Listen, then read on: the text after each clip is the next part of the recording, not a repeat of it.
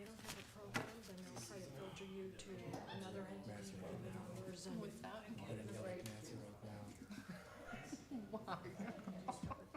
Jim, is your son like, All kinds He's of so stuff. quiet.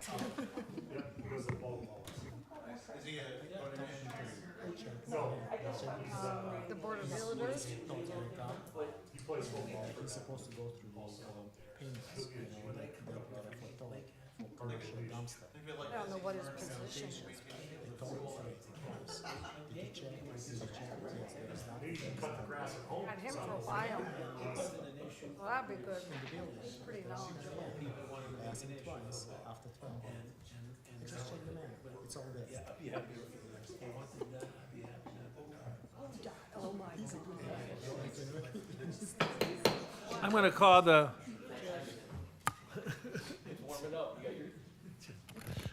I'm going to call the pre-council meeting for the city of Ashtabula to order. Today is Monday, June the 1st, 2026. And if you would please call the roll. Mr. Roskovich, Here. Mr. Simeone, Here. Mrs. Foglio, Here. Mr. Guerrero, Here. Ms. Holman, Mrs. Mills, Here. Mrs. DiGiacomo, Here. Mr. Timonier, Here. Ms. Cooper, Mr. Khan. Here. Okay, very good. Just a reminder that our next meeting on June the 15th will start at 5:30 with the budget hearing. And I believe we hear about the budget, but I don't think we vote on the budget till the July. Or do we hear and vote? Yes, so the public hearing is on June the 15th, and the passage is on July the 6th. Okay, yeah. So we'll hear about it on June the 15th, and then we'll vote on it in the first meeting of July. But, so just note that you should be here a half hour early on June the 15th. Okay? Mr. President, do we have a meeting on July 6th? Is that, No.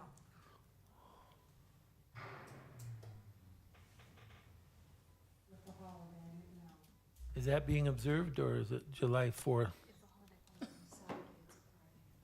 Is it, Observance is on Friday. yeah. Good, okay. So we will have a meeting on July 6th. Yeah, according to this, it's not a different color, so we will have a meeting on July 6th. Okay. All right, I don't have anything else, so we will go right to the manager's report. Thank you, Mr. President. So a few items to ask for tonight. First is our renewal with the Jefferson Health Plan for employee group health, dental, and vision. An ordinance to enter into agreement with Jefferson Health Plan through July 1st, 2026 through June 30th, 2027. We are going up from our previous years. Now, we've been on a roll here. We've had almost, I think, 3 years without an increase. This year, we will see right around a 13% increase between 12.5% and 13%. Again, based on the fact that we have not had increases to this point is a good thing. We did have a situation last year within our healthcare that really kind of, it's an anomaly, doesn't happen all the time, but it really, increased the payout. We do have coverage for the high incidental claims, but because of that, it's going to show up on our reports and incidents and things like that. So we did go up this year compared to the last 2 or 3 years. I think we've had without an increase. Also, keep in mind, even though we haven't had those increases, we've also been able to do what they call holidays for our premiums, where we've been able to forego a couple premiums because of the money that we have within the healthcare account. We don't think that'll happen this year just because of the high incidentals, but it's, because we're self-funded, hopefully we have a good, healthy year like we have in the past, and we'll keep those costs down. But there is a lot of things that we can review that show that the plan that we have been building is saving us money. You know, we can show that there have been X amount of incidents where we've prevented people, not prevented, but encouraged people not to go to the emergency room, but to see either their primary care or find another method of treatment so that we don't incur and the employee doesn't incur those high costs for going for different places. So all in all, I think the plan is working well, but we do see a little bump in the road this time, and that's one of the fun things we have to plan for when it comes to our healthcare because we are self-insured. Mr. Manager, Yeah. so for the next, I know this goes June, but January, will those rates go up per month for whatever out of their paycheck? Oh, no, those are negotiated, those rates don't change. Okay. No, yeah. All right. So this would be for the renewal is July 1st through June 30th is the way Okay. our cycle works for here. All right. Yes. But no, nothing changes as far as employee contributions or co-pays or anything like that. That's all set per the contract. Next is, this is our year to apply for the allocation grant. Remember, we get this every 2 years. It's for $150,000, and we have marked the Hulbert Avenue parking lot that's up on the hill on the north side of Bridge Street as the project this year. So there will be a little bit more funds put into it from permanent improvement, but we are requesting to make the application for $150,000 for the Hulbert Avenue parking lot. And then these two ordinances will appear on a future meeting, but two residential community reinvestment area tax agreements. The first with Lindsay Stepp, 1802 West 10th Street, and the second one with Tamara Sellant at 1034 Ohio Avenue. These are all parcels on the winter field, the former football field, 100% for 7 years, and these are both owner occupied. I will get you the details of the application tomorrow, and they'll be on for a future meeting. Couple other things to note. First off, I know there's kind of been some rumors and things going around circulating about the parking for the festival that's coming up for the Mount Carmel that was moved to June here. Just to be clear, the city has been working with staff at the parish. They had originally requested that parking along the west side of Columbus Avenue from East 23rd Street all the way to Masucci Field be no parking. We did not feel that that was a smart thing to do. That really limits a lot of the parking, especially after 21st Street where the street is pretty wide. So what we had compromised on from East 21st Street to East 23rd Street, again on the west side of Columbus Avenue, so this would be opposite the church between those two areas, there will be no parking. And then also along East 21st Street, so from the corner of Columbus Avenue close to Route 11 heading in the eastern direction on the north side of East 21st Street, those will be no parking as well. And this will allow for people to be able to easier cross the street, and we can get emergency vehicles in and out in the narrow areas. I had put a report together for council, but the finance director, the solicitor's office, and I had done some research into our enterprise funds and the general fund and whether or not monies can move back and forth between the two. I have to admit, and there was other staff members that also backed me up on this, so I wasn't going crazy, but we have always operated under the assumption and under the rule that general fund money could not supplement enterprise fund money. And unenterprise fund money could not supplement anything in the general fund. Well, as it turns out, we're half right. So the enterprise funds cannot be moved out of the enterprise fund into for any other purpose, but general fund monies can support projects or expenses in the enterprise funds. So having said that, we have two things that have been pressing. The first and foremost have been to complete the recycling throughout the city in the rest of the half of the city. So we would like to move forward on that by using general fund monies. And secondly, one of our oldest garbage trucks had a catastrophic failure, and I do not think it's prudent to fix it. The cost would be over probably $10,000. It has to be fixed by a Mac dealer because there's some proprietary software in a computer that went. There could be a new wiring harness for the vehicle, but it's old. It's seen its time. So we have, even before this happened, we had been scouting out for a used truck as our backup truck. As you see today, we have one of our regulars down, so the guys that were out pulling a trailer and picking up garbage with a trailer rather than a regular garbage truck. And that's what happens when you don't have 4 vehicles and you have 2 of them go down. So we did scout out a used one that's available locally, and it's available now. It's around $63,500, and it has been completely overhauled. It's in really good condition. The chassis has about a little over 60,000 miles on it. The engine was replaced at about 23,000 miles ago. So the back end, the hopper, and the Packmore have all been gone through, repainted, rewelded, new steel in there, new shoes and slides in it. It's in really good shape. So we would like to move on both of those projects.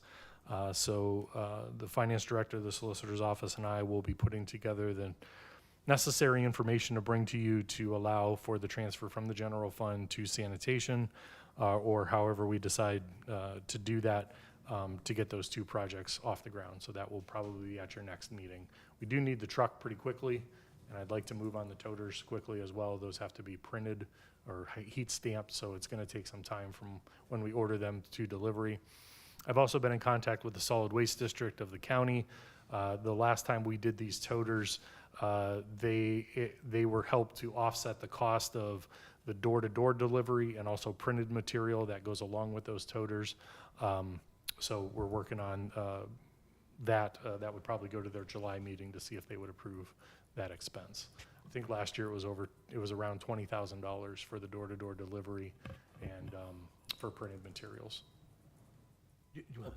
Go ahead. Yeah, I just have 2 questions with that. The first one, so if we do end up taking money out of the general fund going into enterprise, will enterprise then have to pay that back Yeah. to general? So in this situation, no, and honestly, the sanitation fund does not have the funds to pay it back at this point.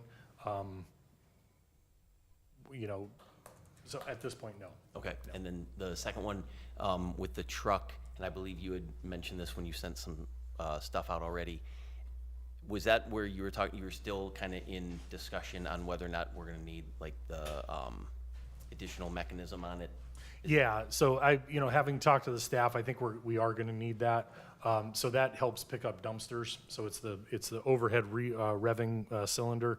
The guys hook up a cable to the dumpsters and pull it in there. There has to be some welds put onto the truck to receive the hitches that we have for our dumpsters, and then of course that revving cylinder and everything. But if a truck goes down and that one has to go in the rotation, every route does pick up dumpsters, so it would be hard to not have it. But it's certainly a worthy investment. And that was included in that? That's included in that price, yes, that is true. Yep. Can I just, I'm just going to say, yeah, I mean, I have confidence in the 3 of you, Ms. Cooper and Mr. Timoney, and of course, Mr. Khan. I have total confidence in you. My concern is, one, I don't trust the state of Ohio. I said years ago when we were still down in the old building that the state of Ohio was going after cities, and I still think they are. So, we could be losing our property taxes, we could be losing all other different kinds of taxes and having our rates reduced. So I'm very concerned about using general fund money for enterprise fund things, because another enterprise fund would be the wastewater treatment plant, right? And I can see, we're doing $1 million projects there. Millions. Tens of millions. Yes. And I can see, anticipate a day where maybe we have to loan that fund. So I guess I'm just really leery about using general funds Yeah. to And I- enterprise zones. And like the dump truck, that's sort of like an emergency, so I can see, okay, we got an emergency situation, let's take this money out and this or that. The recycling cans, I get it, I get that we've been wanting them for quite a while, and I get it's become like a political kind of thing. And my concern is that, and like I said, I have full confidence in the three of you. If you feel this is the way to go, but I just want to say that I think we should do this sparingly, do these transfers sparingly and judiciously, and not for political reasons, but for emergency reasons or whatever. I'm just So, sharing that. no, I appreciate that, Mr. Roskovich, and two things I would note there. First off, or a couple of things I would note there. First off, the fact that we have been prudent with our money and do have a savings that we can do this is something that some of these state legislators that are telling us you shouldn't have carryovers and you shouldn't have this and you shouldn't have that should take note of, because emergencies happen. Snowstorms happen where 5 feet of snow comes and we have to spend hundreds of thousands of dollars cleaning it up in 8 days. Emergencies where trucks break down like this happen. You see it on the news all the time where you have sinkholes that develop or other emergencies happen with infrastructure that need to be addressed. So there is a reason that you have a carryover for situations like that, number one. Number two, Mr. Khan and I have been discussing, and Ms. Cooper has added some input as well. Yes, we feel that we can do this now, but we would like to put a policy in place that puts some guardrails around how and when and if this were to happen in the future, these are the processes we would follow to transfer that money. And lastly, I would just say, yes, the cans have become quote unquote a political thing. However, and I've said this to many people, the threats of posting something on Facebook or calling the news or making it political do not affect what I do day to day. And I'm sorry people think that way, but you don't go to the top of the list if you call News Channel 5. We'll give you Clay Lepard's number. So it's just the way it is. That's not a motivator in what we do day to day. But having said that, this is a long time coming. I do think it is a smart decision to just bite the bullet and finish this off for the rest of the city. And I obviously would like to do that. So we'll put all the materials together for you, and we'll bring it to the next meeting for you to decide. Okay? Go on. You sure? Mr. President, so my question is, if we go ahead and pay for these dumpsters, I understand that we applied for a grant and it got denied. Right. Is that denial in perpetuity, or do we? No, I mean, we could apply again, but we would not know till this time next year whether we got it. And I'm assuming that if we have already bought them and paid for them, we will never get the grant. No, you don't. But there are other things that we can certainly apply for. The next things that we would apply for, which there were, from what I understand, other areas that got funded, we would start going after new trucks with a $300 and some thousand price tag. So, Mr. President? So I have two questions. What's the dollar amount for the recycling citywide? it was roughly 270,000, I think, for the carts, and then another $20,000 to $30,000 we had put aside for delivery of them and printing materials. And the second question is, on the truck that we're going to be purchasing, what kind of lifespan are we looking at for that? I mean, if we got 5 years out of it, I'd be happy. I think we could probably get more out of it with the condition that it's in, and the fact that so much has been done to it already. These engines in these bigger trucks go hundreds of thousands of miles. However, the stop and go that we have of the city and repetitive picking up trash it beats on the trucks pretty good. Yep. Thank you. Mr. President, Yes. so if best case scenario that we align everything, what would you guess would be a rollout? I don't know that. I'd have to see what the situation is with the company that we'd be ordering the toters from. I don't know what their delivery times are right now. And of course, So it could be next year, who knows? I mean, I don't think that, I want to say they took 2 or 3 months to process when we got them in before, but that was, of course, before we could blame COVID for everything and supply chain issues and tariffs and blah, blah, blah, blah, blah. So I don't know what the rollout is right now, but I'll Okay. have all that information for you by the next Okay, meeting. thank you. Yep. So the 270 that you gave me, 170 of that we would be spending regardless, without grant money? Am I right on that or wrong? I can't remember what we put in the grant application. I think the grant application was for 300. Half of the, so I think it was 270 for the carts, so half of that plus the delivery is what we put as the grant, and then the rest of it was ours. So we were we were probably close to that, as far as out of our pocket when we were gonna do this before. Thank you. Mr. President, I know this is in the future, I know this isn't the next week, but will the recycle and the trash routes be redone so that you're doing recycle and trash at the same time? We would love that. So the rollout right now with the current trucks that we have would be the areas that have recycling now would be moved all to one Friday, Okay. and then the rest of the city would be on the opposite Friday. All garbage would be picked up Monday through Thursday, so your garbage route would change, okay? So kind of like it is now with Ward Correct. 1 and 2? Right, right. But on Friday, we do pick up garbage also. Right, We right. would move that garbage route to a different day so that on Friday, they would just be picking up recycling in a larger area. The trucks that we're looking at actually have a dual pack rear end. So it's 60% would be for solid waste, 40% would be for recycling. They tip at 2 different times so that you don't co-contaminate everything. And then at that point, yes, we would look at redoing the routes when we had those trucks to be able to use. And we would be able to do recycling and garbage every day, every week.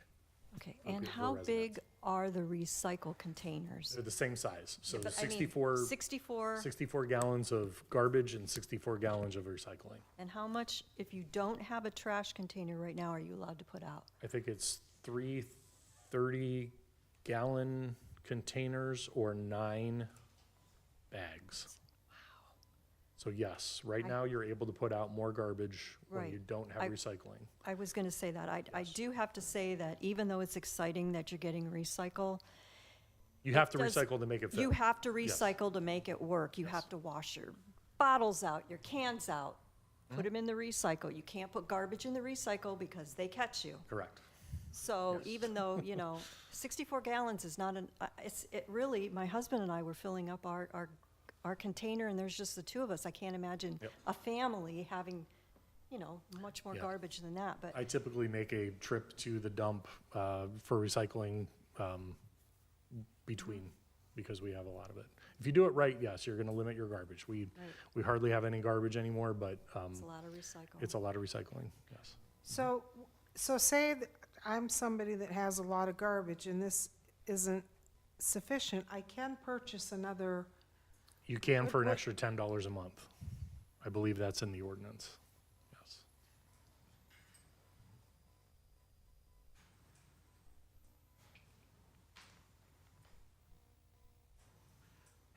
Is there anything else on that issue? I don't have on that issue, but I have general questions for the manager. I don't know what, is now the time I Yeah, would go ask right those? ahead, go right ahead, yes, please. So I was asking, and I'm sorry that I didn't give you a heads up because you might not know this off the top of your head. But when was Highland Beach, when did it become city property? Do you remember? I don't. I believe there was a deed found, because this was a mystery for a long, long time. There used to I be the remember Highland that. Beach Association, that a lot of the neighborhood there owned the beach. If I'm not mistaken, it was when Mr. Severino was city manager and they did a lot of the erosion control, So it was Down- erosion control that, is when the Right. city took ownership Took of over? it. Okay, 'cause Yes. somebody asked me that I too. believe that's when it was. It was like late 80s. Yeah, it was somewhere in there. I've been in that neighborhood for a long time, in the late 80s. That's when they redid Route 11, and they brought a lot those of the big rubble. sections. Yep. Put them down the hill, yeah, and Mr. Savarino was the manager at the time, so. okay, second question. On West 58th, near Washington Avenue. There's a road cut that the repair has sunk. I just got this, or I would have emailed it to you. Okay. And I was asked a question, which I thought was kind of an interesting idea. I know our street sweeper has been super minus at best. What would it look like if we contracted out street sweeping? A lot. We did look at that. I would have to get you the numbers, but we did look into it. Actually, renting one was quite a bit, and I can tell you, we're gonna have to rent a garbage truck. To rent a garbage truck, the minimum is 4 weeks, and it's $7,900. And I believe the street sweeper was somewhere So, close to that. so, I mean, like, if you just contracted the whole service out, Oh, even more? Wouldn't that I don't violate, think it would be $7,900, yeah, for 4 weeks. be violating the union contract, I would imagine? Yeah, it could. I mean, this is a situation, we should have the street sweeper back here up and running, knock on wood, in about a week or two. There's some cylinders that had to be replaced on it that push the brooms down. So we should have it back here in a couple weeks. It's being repaired locally, that part of it. It's Well, always been it's that a- way. It's never It's ran right. ever. 2012. It's over 10 years old, so. We are, of course, as I mentioned, we're looking at a new one there, a different type of setup versus what we have, going to more of the vacuum style rather than the conveyor style. But the new ones, everything is carrying like a $300,000 to $400,000 price tag nowadays. All right. We did demo, where we did go and see one, and they're nice, but they're expensive. Yeah.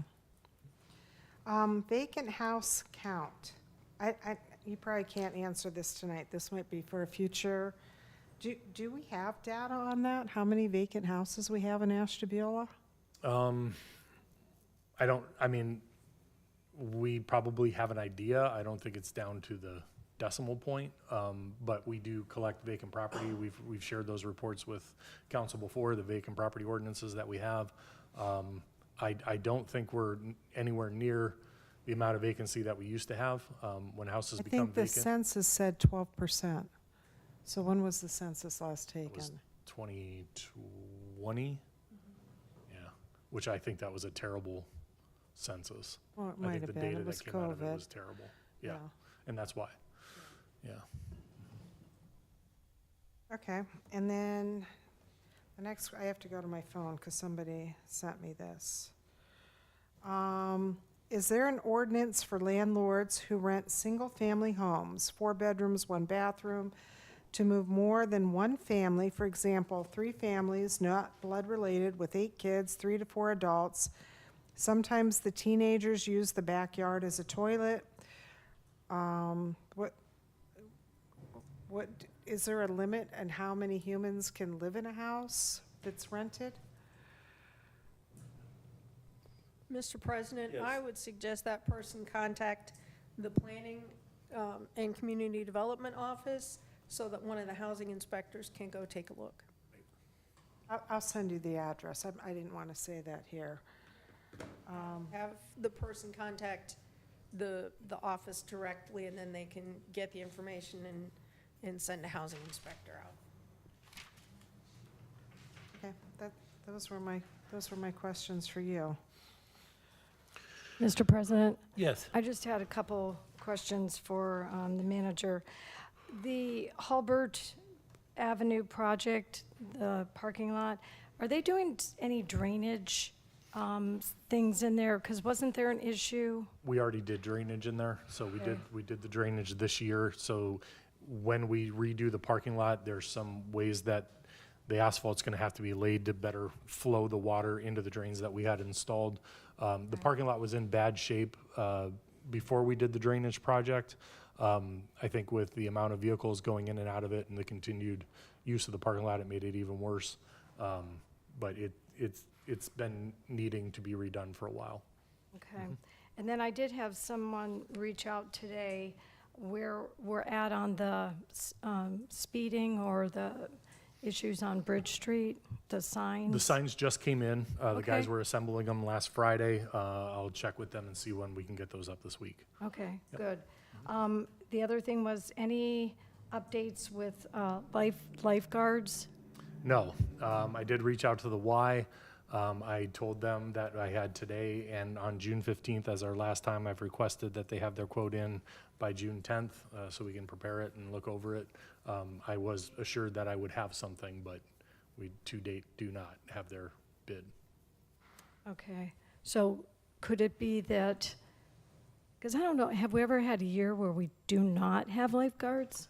Not that I can remember, not during my tenure, no. And we have no other really options? We've reached out to other organizations who have Yeah. declined. Okay. So, and the concession stand is open? They have been opening intermittently, Okay. weather dependent, but yes. Okay. I did have the street sweeper. You got that one. Anything on the Welcome Home program in regards to how that's going and? Things Houses going well. From the last thing I heard, there were a few applicants, I believe, that have all of their stuff in, ready to roll. Oh, good. So the one house is up. We are looking at the sites. We did run into some issues where, because of the fact that the houses that were torn down had basements, and the fill was not virgin fill. Like in this particular house, we had to put a full basement in instead of a crawl space because it was just safer to do that. So we're looking at either repositioning on the current lots or other lots where we can position the house where it wasn't over an old basement. But I believe the other two are still on order, and the goal, I think, is to have all 6 up. Oh, okay, good. Because I think most all of those homes back then, because I was looking at that, even that master plan and the ages of the homes and that, those were all had 2 stories, Oh, yeah, yep. basements, detached garages was sort of the Yep. theme. And that's why we've said we want the 2-story in those neighborhoods. To have a 2-story that has an attached garage in that neighborhood is probably rare. And a bathroom on the first floor Yep. and a bedroom on the first floor. So, yeah, that's good stuff. Food Truck Mondays, so that's today. I saw that. So if I had a food truck and I wanted to, because there's, I think it said there's like 3 or, so if somebody wants to do that, how do they reach out to? No, this is an NEO fund project, so Okay. they would reach out to the NEO fund. It's kind of like, the LBCA puts on the Wine and Walleye Festival, so NEO fund is putting on Okay. Food Truck Monday, and we're allowing them to use Smithfield to do so. So they reach out to NEO Fund if they want to? So if it's a city park and NEO Fund is running it, would those, because I know we had that issue with, we'll talk about it on Wednesday night's Economic Development meeting, for some of that language, would those folks then need those checks and all that They stuff? won't need the application, no. They won't need the permit. Okay, Now, if it was the city doing Food Truck Thursday, and we were doing it all by ourselves on city property, yes. Or if a food truck came in and said, hey, I would like to go on the corner of X and Y, okay. yes. If you're on private property or part of a festival or a event, no, you don't need the permit. Okay, I believe the ADDA is going to do Food Truck Thursday. They've not reached out to me about it. I know nothing. So would they need the background check? Not if ADDA is putting it on. What about this, what's going on in Smithfield today? Do they need background No, check? they did not. NEO NEO fund is putting it on. because somebody's putting it on, sponsoring it. sponsoring it. Okay.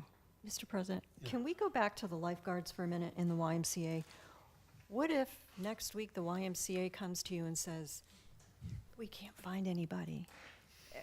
Are we responsible for anybody having an issue drowning No. at the beach? So we're not responsible for that? No, I mean, they're all the old, when lifeguards are not on duty, swim at your own risk. Again, and I am glad we're able to provide lifeguards, and I'm glad we have this relationship with the Y. We are the only beach in Ashtabula County that is guarded. So Geneva State Park is not guarded. Conneaut is not guarded. The Lakeshore Park is not guarded. I don't believe anything down in the Andover area has guards. But, you know, I am happy that we're able to do this, and I'm happy that we have the funding to do so. I think it's important.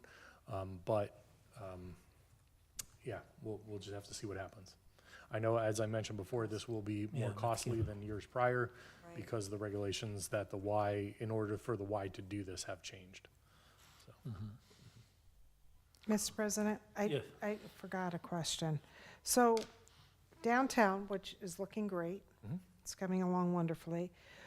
What's going to happen with the street? Because now there's gaps between the street. We're just gonna leave those. We're gonna put water in it, and it's gonna be a mini Venice. Oh, you could swim Yes, down the We're gonna put street. koi in there and a couple of lily pads that you'll have to walk on to get across them.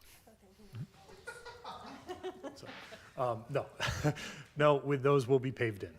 Yes, we will, those will all be filled in. Those So had to be, is it- that had to be removed to put the curbs in. No, I get it. So will the whole street be paved or No, just that? just that section, yeah. We will have to look, Main Avenue's starting to, of course, with all the construction and everything going on, in the next couple years, we'll have to look at repaving Main Avenue. Okay, thank you. No, that project is going really well. They should be finishing up the sidewalks on the west side here sometime mid-month, I think, and then they'll move over to the east side. No, they're they're moving coming pretty quick. along. It looks great. I think they're working at a pretty fast speed. They're doing a Good great company. job. Yep. Okay, Mr. Khan, do you have anything for us this evening? Yes, thank you, Mr. President. We have 4 items. And the first item is an ordinance to make supplemental changes to appropriations in the general fund and all other funds listed on Exhibit A for current expenses and other expenditures of the City of Ashtabula, State of Ohio for the period of January 1st through December 31st, 2026 in the amount of $435,082. The breakdown of this request is on the last page. So if you have any questions, I'll be more than happy to answer them. The second item is an ordinance authorizing the City of Ashtabula elected officials to delegate certified public record training and certification to appropriate designees in their office. This is a new requirement by the state auditors. An ordinance the next item is an ordinance enacting adoption of the City of Ashtabula utility billing write-off and abatement guidelines. The guidelines are attached to the ordinance. And the last item is an ordinance enacting adoption of the City of Ashtabula ACH and wire transfer policy, and the policy is also attached to the ordinance. Vlad, Mr. Khan, could you explain this certified public record training thing? That's new. I've been here a while. I don't think I know what that is. Yes, every elected official must have this specific public record training and certification. So if there is a FOIA request, every elected official is expected to know how to process this type of requests. But because I know that the City Council delegated this responsibility to the council clerk, Stacy, so we need an official ordinance stating that. Oh, okay. And for example, and it's in every office. It's in the city manager's office. It's in the court building. They need to identify that person who are they going to designate the certification if they're not processing the FOIA requests themselves. Okay, so if somebody wants records, and then Stacy will take care of that for us? Yeah. We would, no? This is the records training. Right, this is the This is the training. Okay, So if you don't designate someone, each of you would have to go through the training, okay. yes. But typically, this is, even though we haven't had an ordinance in the Thank you, policy up Stacy. until this point, Yeah, I was gonna say, it's this always is, been done this way, You're but welcome. we needed a, It's really riveting training. all right, thank you, that was just new. Yes, Mr. President, if somebody gets a public records request, whether they've been through the training or not, we would strongly encourage them to forward that request, plus the records they intend to release, to Catherine Colgan so that she can review them before they're released. Okay, good.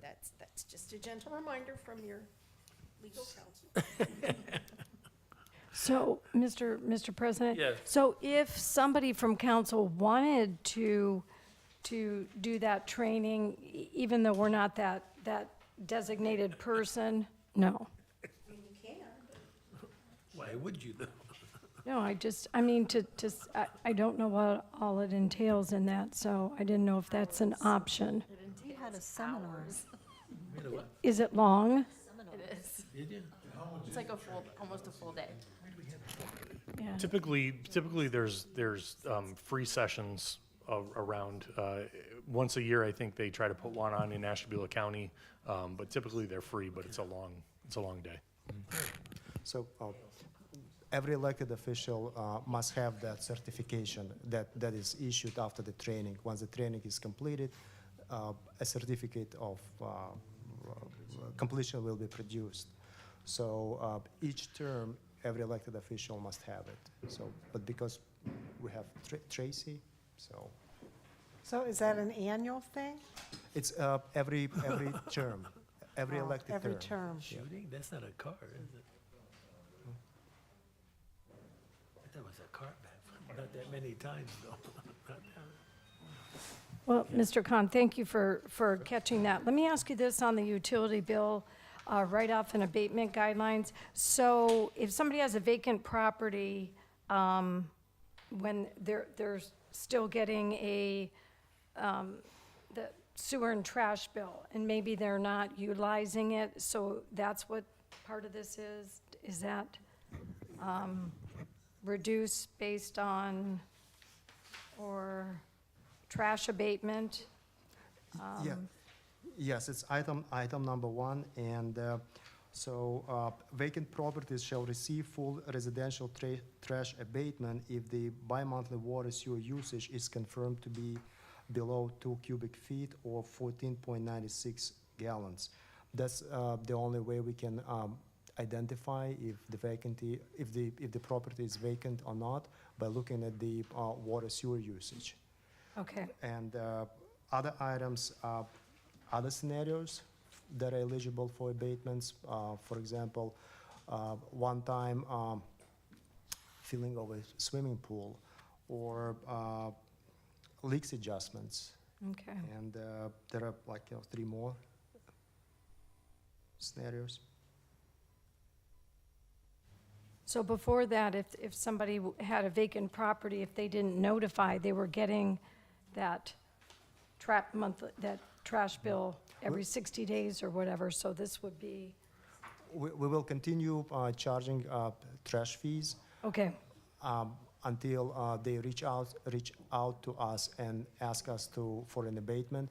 And at that point, we will look at their water and sewer at the usage, consumption Okay. for the billing period. okay. Thank you. Okay.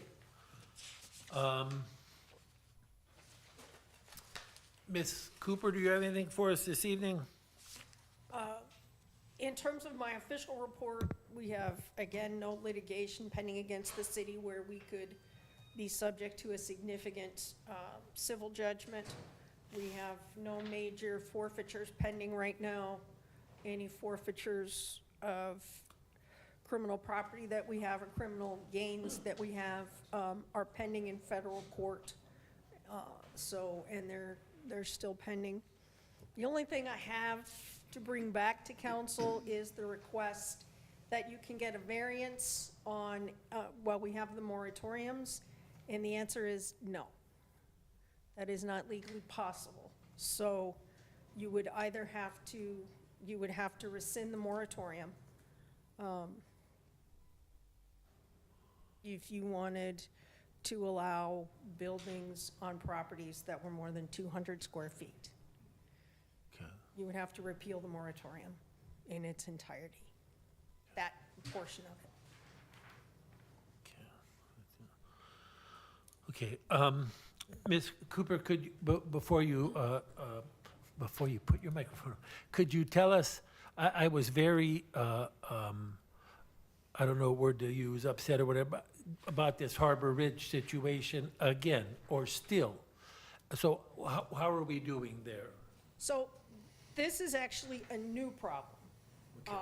Harbor Ridge had a sanitation sewer issue over the Memorial Day weekend. Right. It was not, there are ongoing maintenance issues. The main concern that we had was how they're dealing with them. And I will say, to their credit, this time, they got the notice of the problem. They notified the city of the issue, as they're supposed to. They had licensed plumbers on scene, not just somebody's friend trying to fix it. They had actual licensed plumbers there the entire weekend trying to fix the problem. We vacated the apartments that couldn't be fixed, that were inhabitable at the time, and they agreed to put those people up in hotels. They paid for the hotel rooms for the duration of the problem. When I emailed them on Tuesday and said, I understand this problem still isn't fixed, last Tuesday, they extended the hotel rooms for another week so that the people had a place to stay. I will tell you, when we had the heating problem in the fall, that was not their answer. Their answer was, they'll make do, despite our repeated requests that they put people up in hotels. It got to the point where we were trying to figure out how the city was gonna be able to put people up with hotels and then sue Harbor Ridge for it. So the fact that they voluntarily put people up in hotels this time until the problem could be fixed and the apartments could be sanitized is major improvements. Still unacceptable that they're not doing proactive Right. maintenance. What we can deal with right now is how they respond to the maintenance issues that get reported. And to their credit, the solicitor's office and I think the city manager's office saw an improvement in how they handled the situation this time. Well, it's still disheartening that we had this problem last fall and last winter. I would have imagined that there'd be construction and home remodeling and improvement would have been going on the whole time.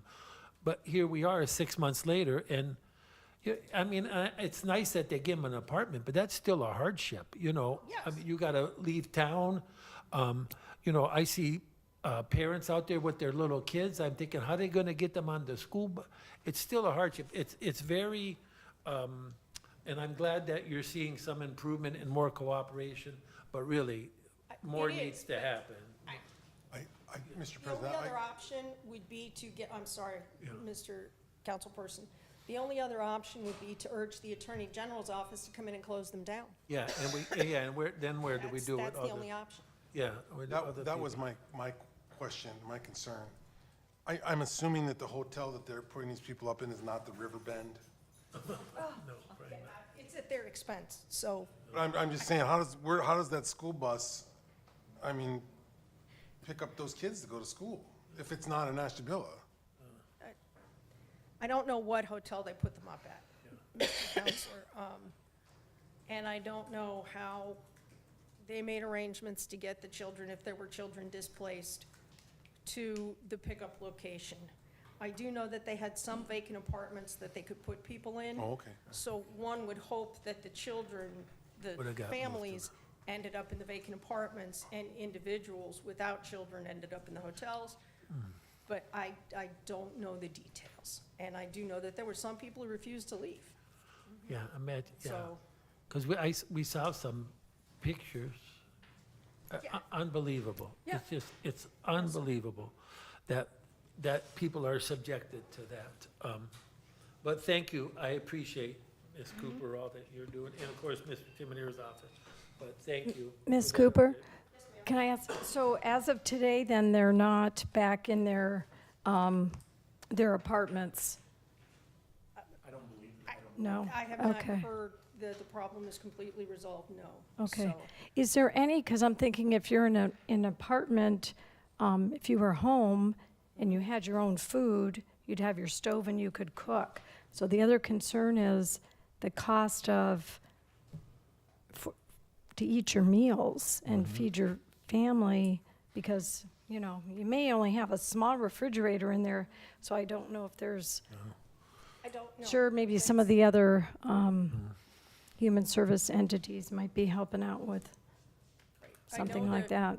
Yes, ma'am. I know that we have encouraged, at times, individuals who have housing issues to seek out Catholic Charities and the other entities in Ashtabula County that provide services.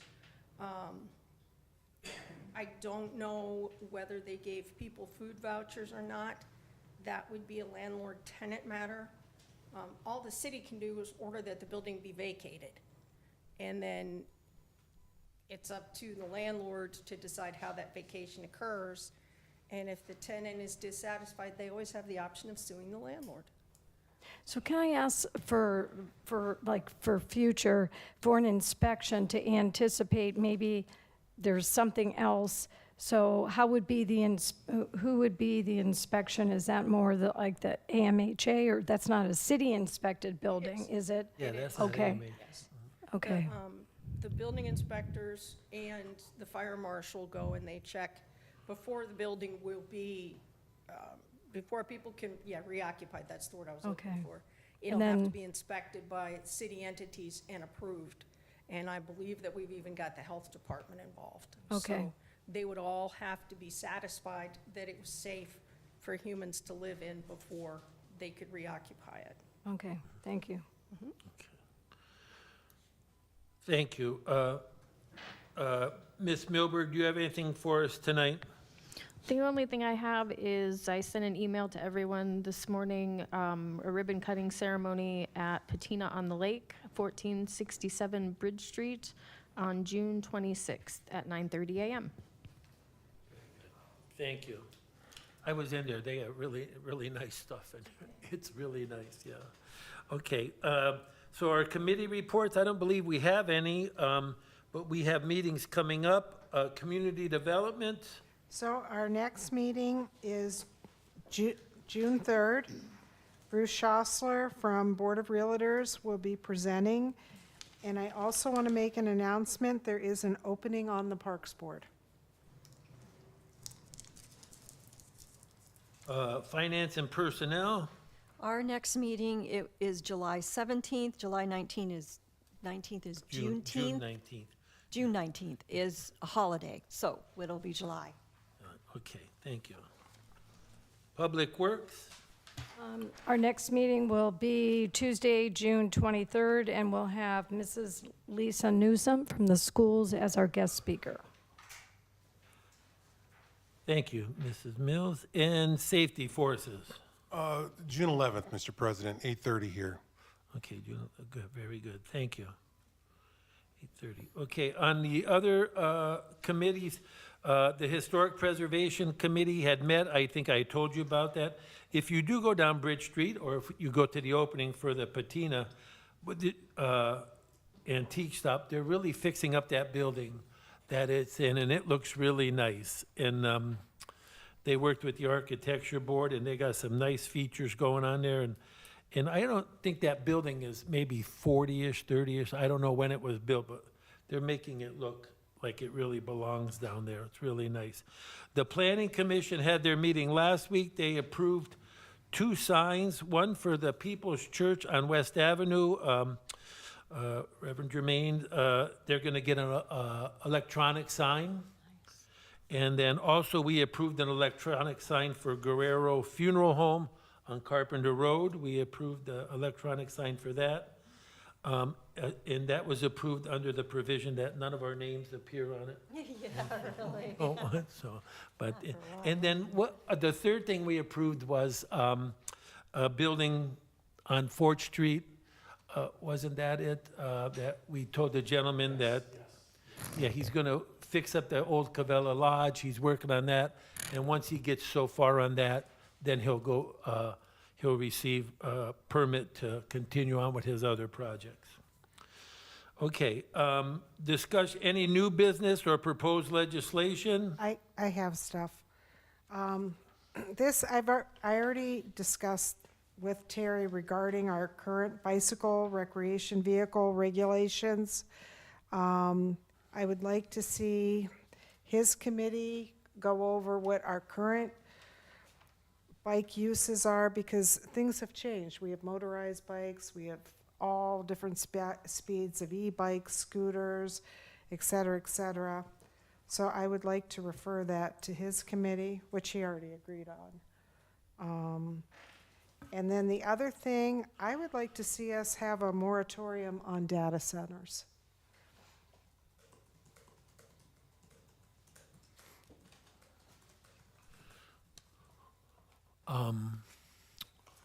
We could, what committee would we send that to? Or economic development. Yeah, probably economic development, yeah. So why don't you bring that up in your committee Okay. and see what, you know? Mr. President, just so we remember the process here, so yes, the moratorium can go into place if you so choose, but while we're doing the zoning process, it's going to be intertwined in there.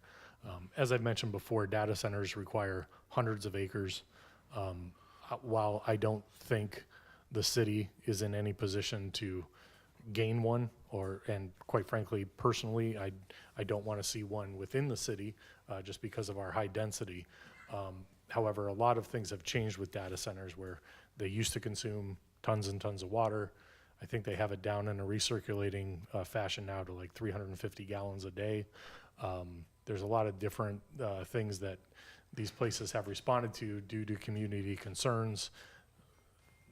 That message isn't getting out there that a lot of this stuff has changed, but I do agree. With the time it takes to get a data center, there's not going to be any that are going to be here before the new zoning is out, but if you feel more comfortable doing that. Well, I've had several people request it, and they've named vacant property that we have right now that would be large We have enough vacant for property us that's 100 acres. for a small data center. That's what I was told. I'm not an I'm- expert. Telling you from the data, the research that we've done and the people that have inquired, the minimum acreage is usually over 100 acres.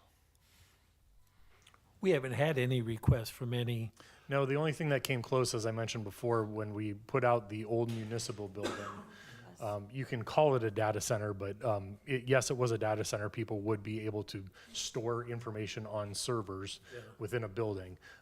One of the proposals that we received was for a small, very, very small type data center that would have went in the old city hall. But it went in their target market was more like the local factories that have to use data centers, but that are usually using data centers that are overseas or along the coasts and, far away, where it could be more locally controlled. But, that obviously never came to light. That's the only and they, data center that was ever even mentioned. Yeah. And that was before they were popular. well, I know the state, they seem to be dealing with some of this issue too. So I'm sure there's a lot of information about that maybe your committee could explore. Sure. And then, and with regards to the bikes, safety forces, maybe we can get some information from other communities too about what they're doing in the state and so forth. Mr. President, so Yeah. there is a whole section in your codifieds that I was has gonna say, class where- 1, 2, and 3 bikes. It lays everything out. It's based on what the state kind of pushed out. So it's all in your codifieds. It would just be a matter of whether you want to modify what's already there. The police department and the solicitor's office are both aware of what we have on the books. But it'd be up to council if you want to change anything Mr. President, within that. Ms. Milberg, can you have a copy of that for us at the Safety Forces meeting? What we already have? Thank you. That's the 11th. Okay. Is there any old business or legislation that is on for a second reading? Is there any discussion, just for the good of order, before we go to our regular meeting? I have something real quick. Before we adjourn, I'd like to take a moment to recognize the many people who helped make this year's Memorial Day Parade such a success. First, I want to acknowledge some individuals here around the dais within the administration. Thank you to Terry Guerrero for helping secure an outstanding float from the Sons of Italy. It was a wonderful addition to the parade and great representation of our community. Thank you to Councilwoman Berlicia Holman, who volunteered her time in the morning of the parade to assist with setup and traffic flow. Your willingness to jump in and help was greatly appreciated. Thank you to the city manager, Jim Timonier, for handling countless logistical details that often go unseen. Everything from restroom facilities and traffic control to coordinating police coverage and ensuring the event ran smoothly. I also want to give a shout out to Kelly Jones, who volunteered to serve as the city's point person of the event. She kept everything organized, answered questions, coordinated details, and was instrumental in making sure things stayed on track. A special thank you to Tim Dibble, who first brought the idea of making the parade a Parks Board project and helped move it from an idea to reality. Thank you to every member of the Parks Board. Many hours were spent planning, organizing, coordinating, and preparing for this event. The success of the parade was truly a team effort. I'd also like to thank and recognize ADDA and the volunteers who showed up in the morning of the parade to help. Community events only happen when people are willing to give their time, and we appreciate that commitment. And to all the 31 parade units that participated, thank you. When we started this, Tim told me that he wanted 30 units, and I thought I'd be happy with 10, but we had 31, and that was very exciting. The parade would not have happened without you, from veteran organizations and civic groups to business, churches, schools, and community organizations. Each of you helped create an event that brought our community together. Finally, I again want to recognize Tim Dibble for organizing the Veterans Park ceremony following the parade, along with all the veterans who participate.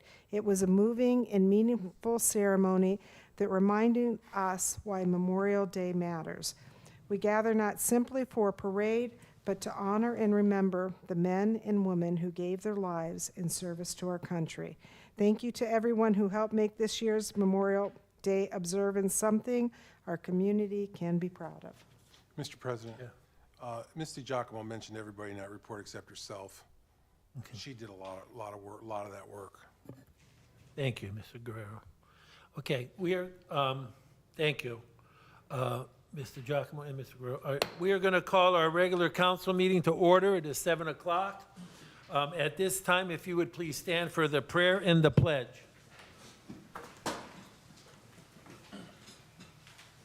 Heavenly Father, we ask you to let your inspiration precede this council's actions and all present here today, and your assistance further us so that every word and work of ours may take its beginning from you, and so begun, may through you reach its completion. Amen. Amen. I pledge allegiance to the Flag of the United States of America and to the republic for which it stands, one nation, under God, indivisible, with liberty and justice for all.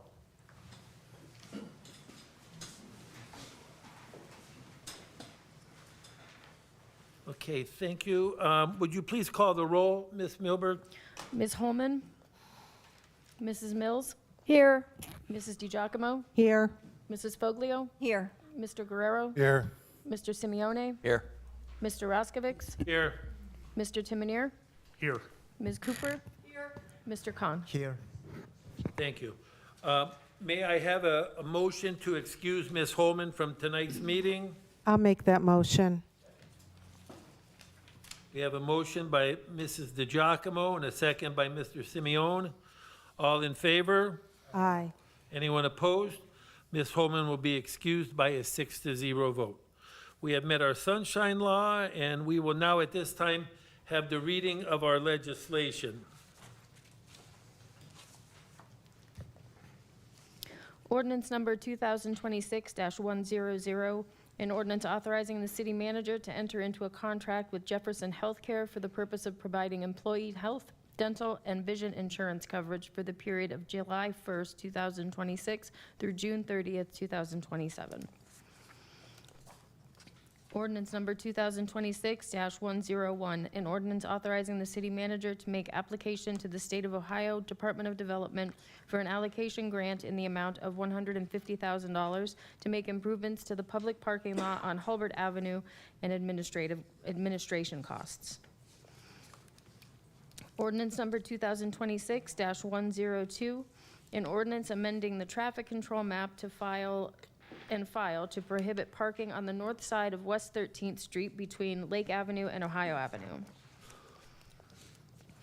Ordinance number 2026-103, an ordinance to make supplemental changes to appropriations in the general fund and all other funds listed on Exhibit A for current expenses and other expenditures of the city of Ashtabula, state of Ohio, for the period January 1st through December 31st, 2026. Ordinance number 2026-104, an ordinance authorizing the city of Ashtabula elected officials to delegate certified public records training and certification to appropriate designees in their office. Ordinance number 2026-105, an ordinance enacting adoption of the city of Ashtabula utility billing write-off and abatement guidelines. Ordinance number 2026-106, an ordinance enacting adoption of the City of Ashtabula ACH and wire transfer policy. Thank you, Ms. Milberg. May I have a motion to approve the order of the agenda? So moved. Second. Mrs. Fogel moves, Mrs. DeGiacomo seconds. Is there any discussion? All in favor? Aye. Anyone opposed? We will approve that agenda by a 6-0 vote.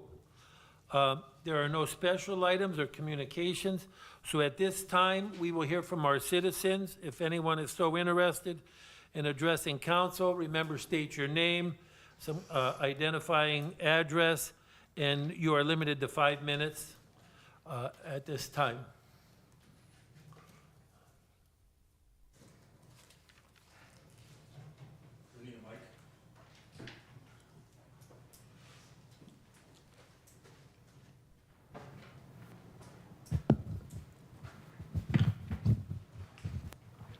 My name is Anthony Oquindo, Ward 1.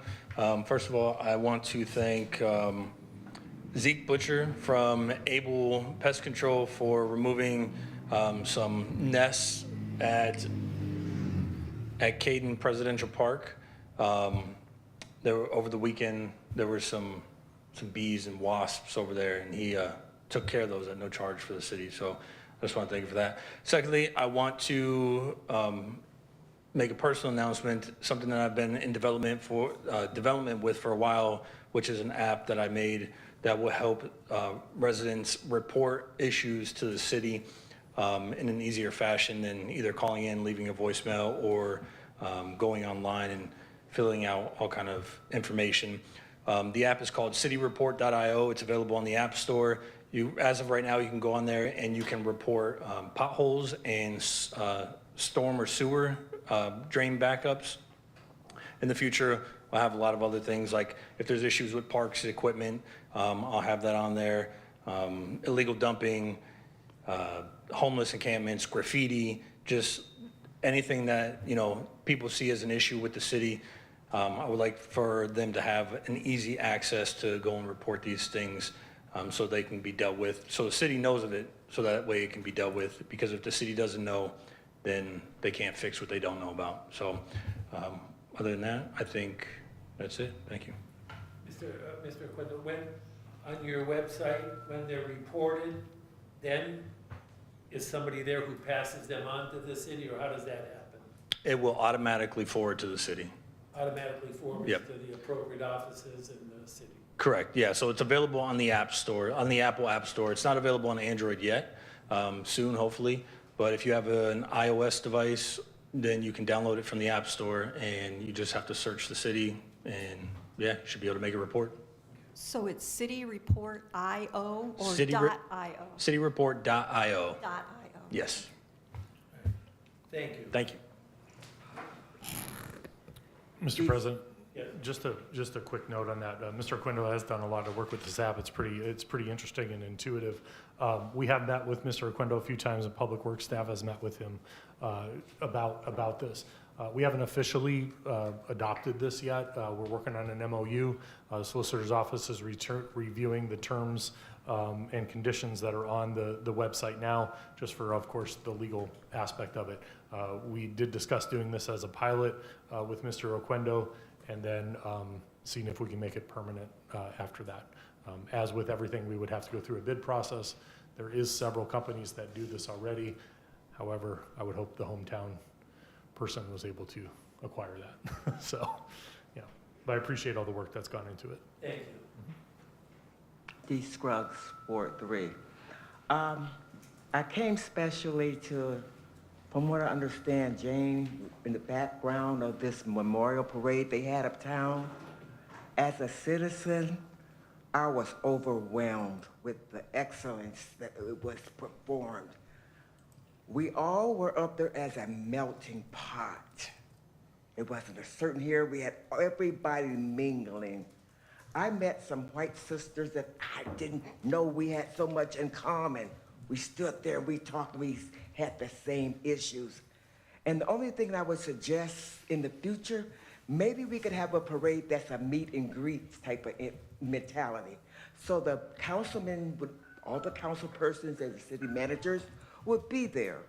And over in the park, have a situation so the vendors can come up there, sell their stuff. And we can get to meet you on a one-on-one basis, because some people still have this, I don't know about how to say it, but they think you guys still don't care. And I've asked them to come here and express that. But some people think it's a situation where you just don't. I'm being honest with you. But I also told them I will not speak for them. They have to speak for themselves. But that parade was excellent. The bondage, the spirit, everything was wonderful. And the second thing I'd like to ask while I'm standing here real quick, I had asked a couple months ago about you guys were gonna do something for the Morrison plant.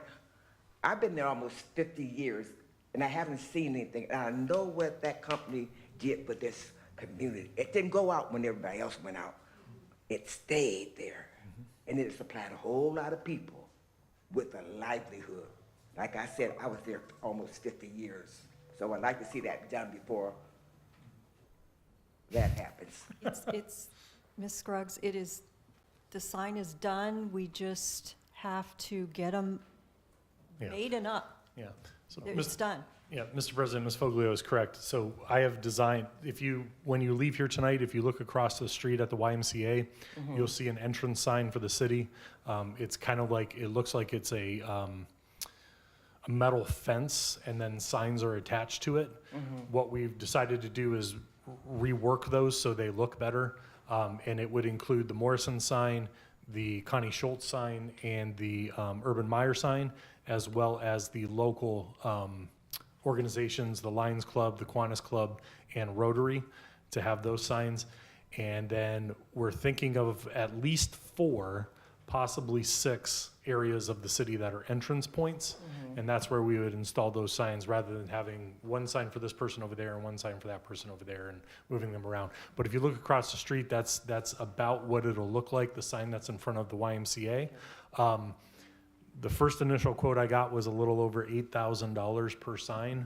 So it's a matter of finding the money, and we'll probably have to bid those out because it'll be an extensive project.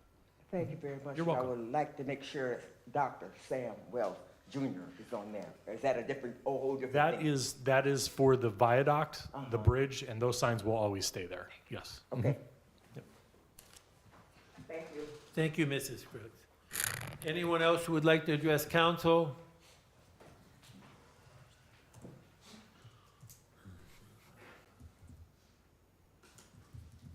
My name is Bobby Keene. I live at 1733 West 15th Street. I'm here now about my garage, again. This thing you have in play is not flying with me. I'm gonna build the garage. you've been by my place. I know you have, John. My ward member, Mrs. Holman, came by about a week ago when I was trying to clean out the ditch because it was flooding out. It took me all day to clean that ditch from one corner to my culvert, and I had to pull my culvert. Also, the city comes down to do this ditch elimination. It's been a week. I ain't heard shit.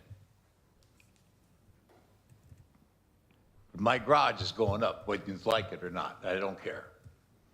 I'll get an attorney and fight this thing to the end. It's my property. I have plenty of room. It's not interfering with anybody. But that's what's going to happen. You just keep pushing this thing further and further away.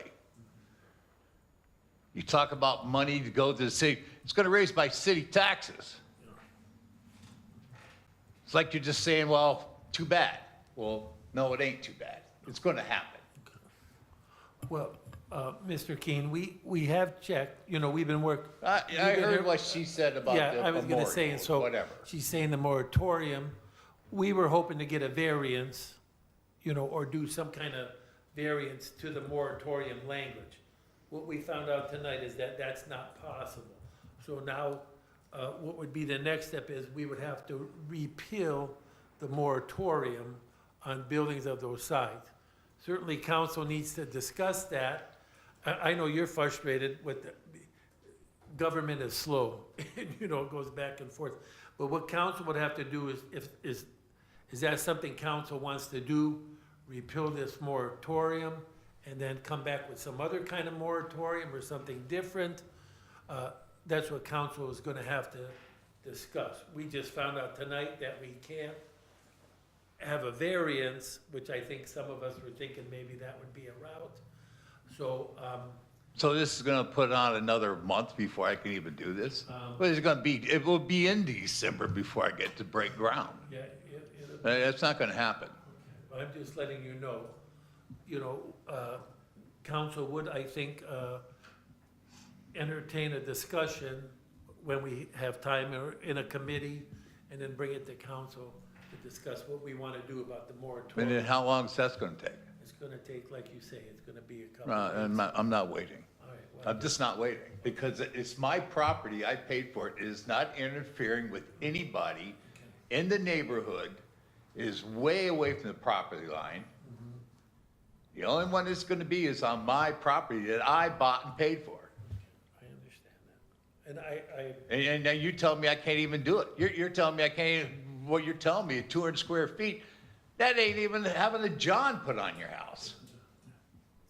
That's ridiculous. And I understand, I think many of us appreciate your frustration, but, you know, these are the parameters that we have to work in. And I understand. How many of you people ever drive through your own ward and see really what goes on in it? Well, you live in your ward. I drive all over my. Yeah, we do. Last week when I was cleaning that dish was the first time I ever seen that Mrs. Holman drive through the ward, twice. In one day while I was digging the ditch out and hauling the dirt back and throwing it in my back of my property. She didn't even stop to say hi or how's it going and realize what, she didn't even know I was in her ward. This is just really ridiculous what you guys are doing here. I'm putting the garage up, whether you like it or not. I don't care, because you're going to hear from my attorney, that's exactly what's going to happen. I got other things I want to do on my property. I got a lot of plans with things to make it look better. I'm trying to be better, not some slum dump. And then you're telling me I can't even do this. I got to do what you tell me I can't do. I can understand if I was cutting this right up against the property line, but it's not. It's not even close. It's 13 feet away and 69 feet from the sidewalk. The rest of it's on my property. Well, like I said, Mr. Keene, I appreciate your frustration. When the idea was brought to us, the moratorium, you know, we were considering things like, it being too close to the neighbors or, being overbearing compared to the house and so forth. Now that we learn more about it and, you know, have, more information, then we want to look at it maybe again. So, but, like you say, at this point, that's not helping you. Because like I said, you know, it will be discussed in committee, council will discuss it, and then we'll try to work with the manager and the solicitor as how to best. Well, you better get at it, because like I I told you, appreciate- the garage is going up whether you like it or not. I appreciate your frustration. And I also has called this city, I believe I talked to you, John, about the neighbor on 14th Street, kind of kitty corner from me. Yeah, That place is the backyard's a dump. yeah. And I thought that There's been a metal shed out there, Yeah. fell through back when it had the big snow. I got more rodents coming out of that thing, coming across my yard. A coon going through the other night, as big as a goddamn dog. and I did. And nobody has done nothing about I it. thought Nothing. the city inspector went there. I see. The guy hasn't done anything. Yeah, well, you were here last, week Yes? when we had the resident from 23rd Street, Yep. and look how long she's been dealing with it. I know That, Mr. that, King. that, I mean, we do what we can do, and Miss Cooper takes them to court, and she cites them, and then they find their loopholes, and they do just what they have to do, and it's, believe me, it's very frustrating, and it's all over the city. But know that it was reported, it was inspected, and hopefully, I imagine now it's going through. I mean, the guy looks like he's having some kind of, thoughts about doing stuff. Yeah, I mean, he gets a huge thing of fence bundles, yeah. but that's it. It just stays there. It's been there for 3 weeks now. He ain't done anything. And more stuff gets brought into the yard, well, it's just gonna be more rodents. I got coons, skunks, groundhogs. These things are not little, they're big. Okay. And I got grandkids running around here. What happens now they get big? Oh, okay, well, what are you gonna do then? Nothing. You've been told about it. Take care of it.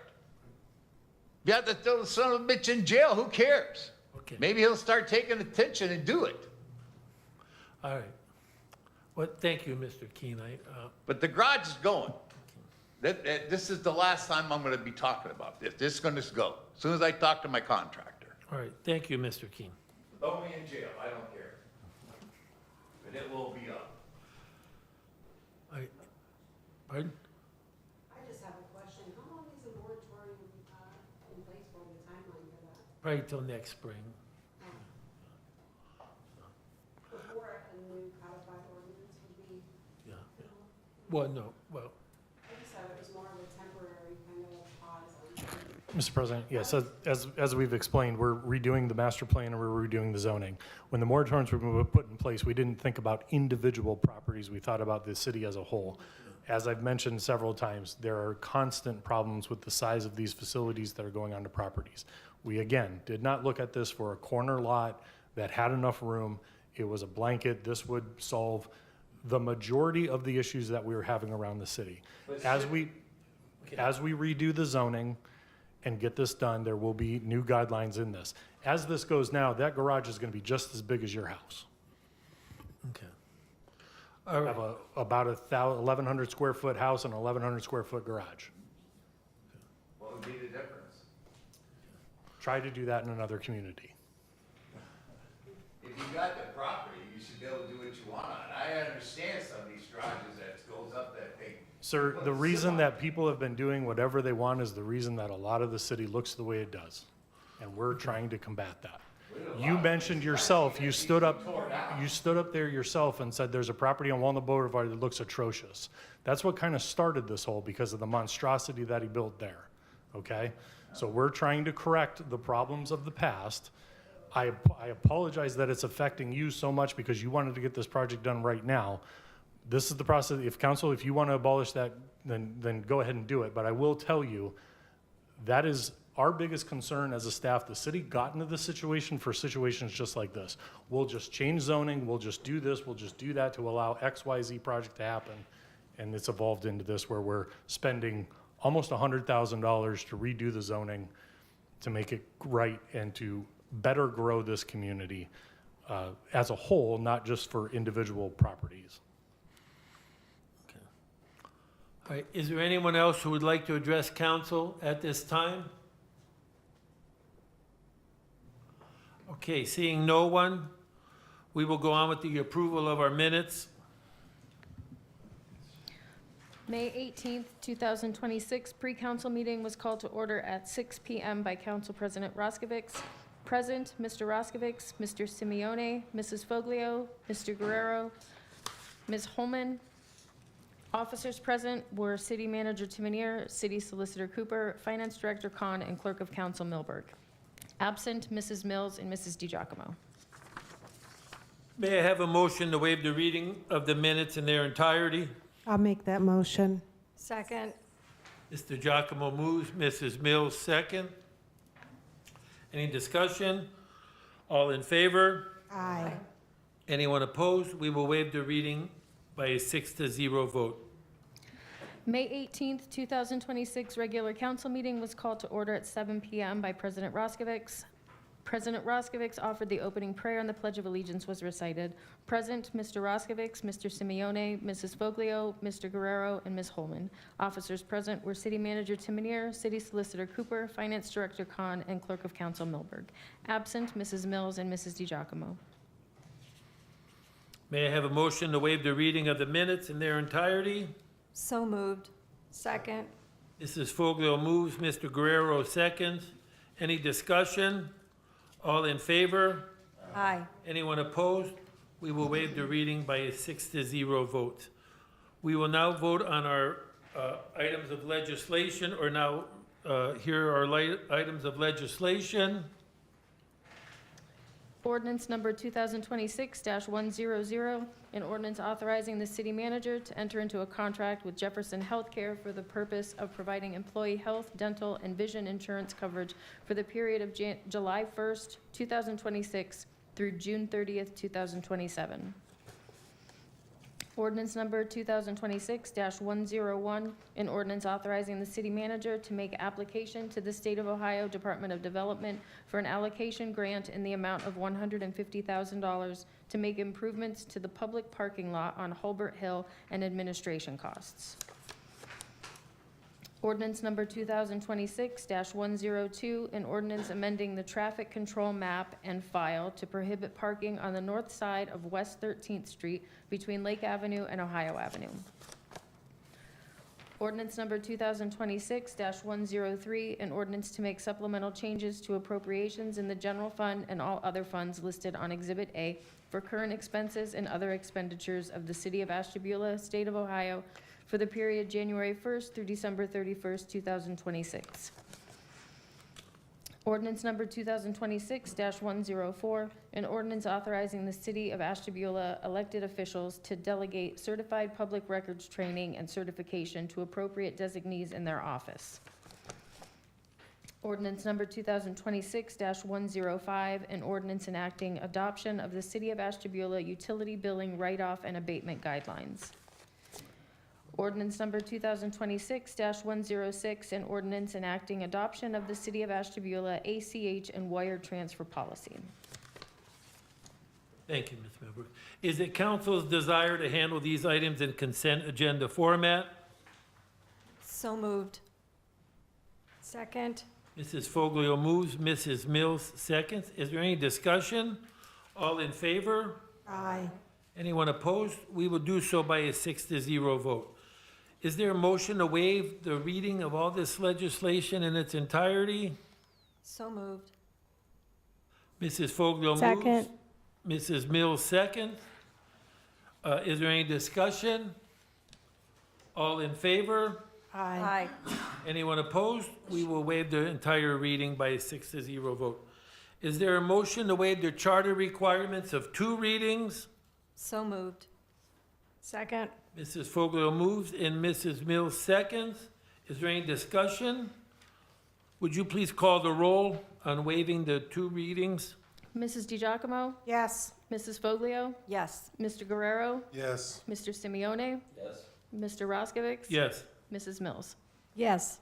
We will waive the 2 readings by a 6-0 vote. We will now vote on the adoption of these items of legislation. Would you please call the roll? Mrs. Foglio? Yes. Mr. Guerrero? Yes. Mr. Simeone? Yes. Mr. Roskovich? Yes. Mrs. Mills? Yes. Mrs. DiGiacomo? Yes. Those items of legislation have passed by a 6-0 vote. All items of legislation tonight. Okay. Do we have any items on for first readings tonight?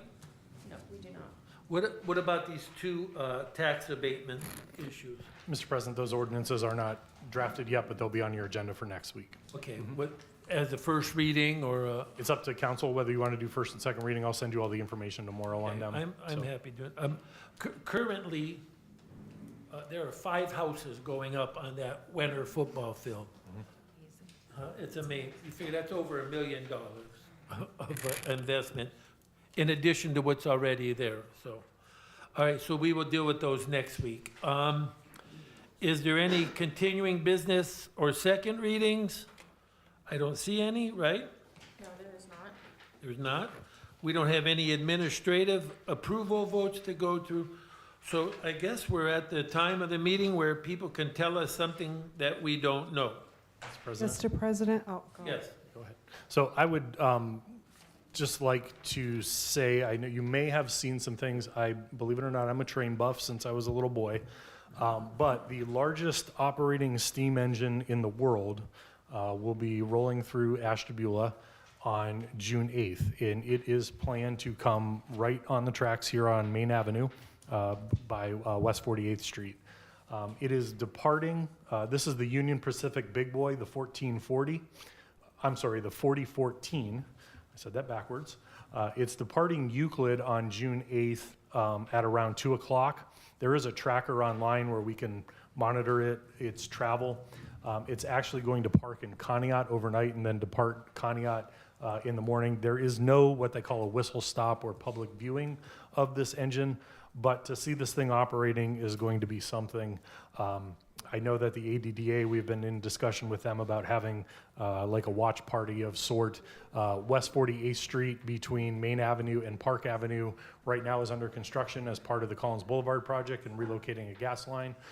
So the thought is maybe parking at the old Key Bank building and being in the roadway there as long as construction doesn't inhibit to see the engine come across. This is all part of the 250th anniversary of the country that they're traveling it. This is the first time it's been on the East Coast, I think, since it was manufactured. It's the only operating of its class still in the world. There's a couple other that have been preserved that are in museums, but might not be a big deal to a lot of people, but there's quite a following of this engine. And like I said, this is the first time, I think, since it was constructed that it's been on the East Coast. So it's heading into Philadelphia for the 4th of July, and then it'll actually be going back through here. I believe it's on July 13th. It'll be departing Conneaut at 9 in the morning and then heading to Rocky River after that. So be on the lookout. That's the 18th? The 8th, next week. 8th. Yep. So like I said, it's leaving Euclid at about 2 o'clock. I honestly do not know how fast they allow it to travel. I would imagine somewhere between 4 and 6. It's gonna be here. I think even the view of it going across the trestle is gonna be something. Yeah.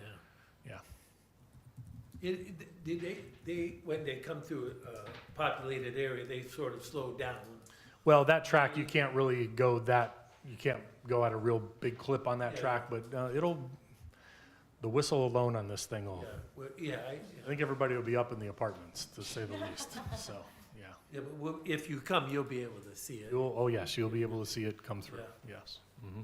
I heard it last week, the guy on the radio, it was in Illinois.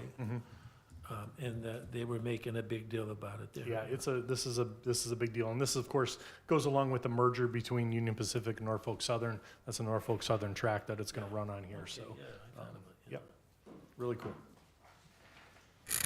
You have anything else? I have Oh, something. go right ahead. So when I first came on council, we had Kids for Positive Change present about the straws, and I see those kids, they just graduated. So I just want to say congratulations to all the new graduates, and make a difference in the world. Thank you. Go ahead. Next week, June 11th, 12th, 13th, and 14th, is the Our Lady of Peace Festival. It is early this year. We're doing it in June. We have 16 rides coming. It's going to be a really nice event. But on June 11th is Kids Night. And the first 250 kids, and I've gotten permission to say this, will receive a free wristband to ride the rides. So Thursday night, we're going to have bands, a kid band from Conneaut. We're going to have stuff, ACMC is giving out things for the kids. So if you can on June 11th, come on down. The first 250 children will receive a free wristband to ride the rides all night long. They said 16 and under. 16 and under. Was that right? Yeah, 16 and under? 16 and under. Yeah. Is the 250 because of 250 years? America's 250, or? No, we had a sponsor who sponsored so much money, and it came out to 250 kids. Do they have to be accompanied by an adult? It's recommended, though. It's recommended. Encouraged. Yeah. But, yeah, okay. All right, does anyone else have anything for tell us something we don't know? Mr. President? Yes. I know the first, the Bands on the Beach will be, well, it's also on the 11th, the day of the start of the festival. Lots of things. So Bands on the Beach, Thursday, the 11th, 7 to 9, and it's High Horse. And the concession stand is usually open late that evening.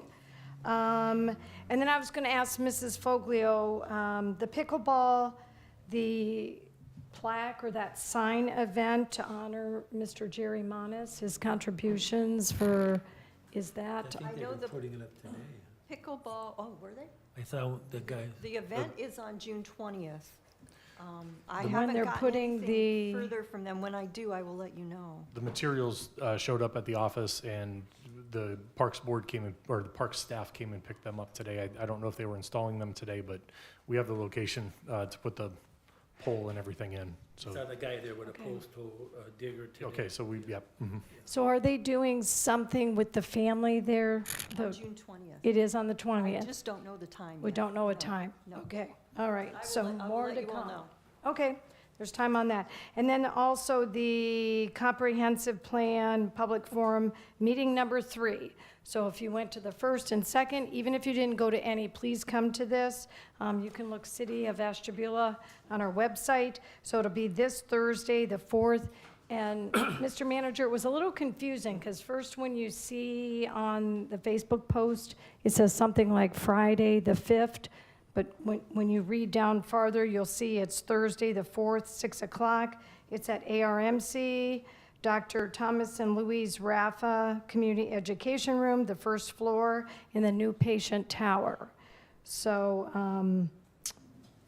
after this one, let's see, then we'll have another meeting following that. So this is, it's come to completion. So this is different than the first and the second meetings. And if you haven't come to any, come. There's a lot into this. And it's really exciting. So that's this Thursday. Thank you. Anyone else?